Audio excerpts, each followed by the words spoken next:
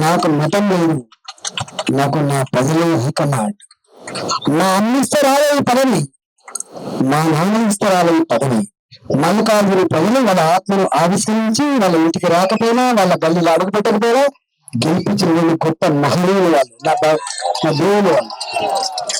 అందులో నేను ఎక్కడ కూడా ఎవరిని నాన్న పెట్టకపోయి నేను నీకు ఒక్క రూపాయి ఈ నష్టం గుర్తుపెట్టుకోండి. నాతో మీకు లాభం ఉంటే తప్ప నష్టం ఎక్కడ చేసే పరిస్థితి లేదు. కాబట్టి ఇవన్నీ ఉంటాయి రాజకీయాలు, జిందాబాద్ బుద్ధాబాద్ ఎన్ని చూస్తున్నావు. తెలంగాణ ఉద్యమంలో నేనే కదా వచ్చింది, ఇంకా ఎవరు వచ్చింది కదా తెలంగాణ ఉద్యమం నేనే వచ్చిన. అందుకనే దయచేసి ఇక్కడ మొత్తం నేను ఇప్పుడు చెప్పింది నా రాజకీయ ఏమైతే చెప్పిందో పనులన్నీ, ఆ పనులన్నిటికీ కేంద్ర ప్రభుత్వంలో ఏమేమి ఉంటాయో నా బాధ్యత నిర్వర్తించే ప్రయత్నం చేస్తా. నాకు మీ బాస్ ది గుర్తుకొచ్చింది. వాళ్ళ బాస్ అంటే మా బాస్ కూడా కేసీఆర్ గారు.